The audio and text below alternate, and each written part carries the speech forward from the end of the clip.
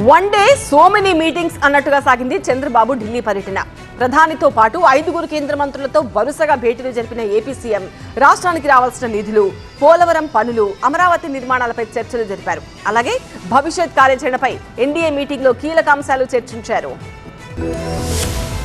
ఢిల్లీ టూర్లో బిజీగా గడిపారు ఏపీ సీఎం చంద్రబాబు నాయుడు. ఉదయం రాష్ట్రీయ స్మృతి స్థల్కు కేంద్ర పెద్దలు, ఎన్డీఏ పాలిత రాష్ట్రాల సీఎంలతో కలిసి వెళ్లిన చంద్రబాబు సదైవ్ అటల్ ఘాట్ దగ్గర దివంగత ప్రధాని వాజ్పేయికి పుష్పాంజలి ఘటించారు. కాసేపు అక్కడే ఉండి ప్రార్థనా కార్యక్రమాల్లో పాల్గొన్నారు.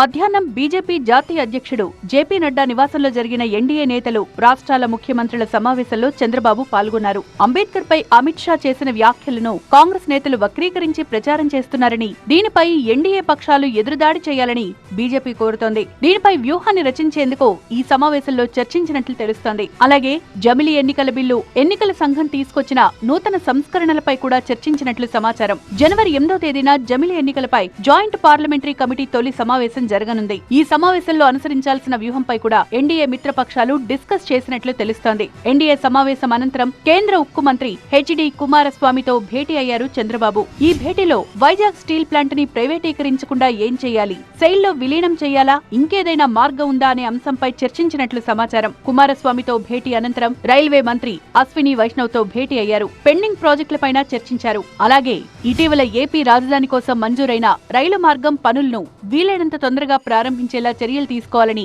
రైల్వే మంత్రిని చంద్రబాబు కోరారు. సాయంత్రం 5 గంటలకు ప్రధానమంత్రి నరేంద్ర మోదీతో భేటీ అయ్యారు చంద్రబాబు. రాష్ట్రానికి రావాల్సిన నిధులు, పోలవరం ప్రాజెక్టుకి నిధులు, అమరావతికి రైల్వే లైన్, కేంద్ర సంస్థల తరలింపు వంటి అంశాలపై చర్చించారు. ఏపీ కీలక ప్రాజెక్టులకు నిధుల అంశంతో పాటు తాజా రాజకీయ పరిణామాలపై ప్రధానితో చర్చించారు చంద్రబాబు. కేంద్ర బడ్జెట్ లో రాష్ట్రానికి ప్రాధాన్యం ఇవ్వాలని ప్రధానిని కోరారు. ఏపీ ఆర్థిక పరిస్థితులు, రాష్ట్ర అభివృద్ధికి సహకారం అంశాలను ప్రధాని మోదీ దృష్టికి సీఎం చంద్రబాబు తీసుకువెళ్లారు. అమరావతి రాజధానికి బడ్జెట్ లో ప్రతిపాదించిన 15,000 కోట్ల సాయాన్ని వేగవంతం చేయాలని కోరారు. విశాఖ రైల్వే జోన్ శంకుస్థాపనకు రావాలని ప్రధాని మోదీని కోరిన చంద్రబాబు పోలవరం నిర్మాణానికి సహకారంతో పాటు వరద సెస్ కు అనుమతి ఇవ్వాలని కోరారు.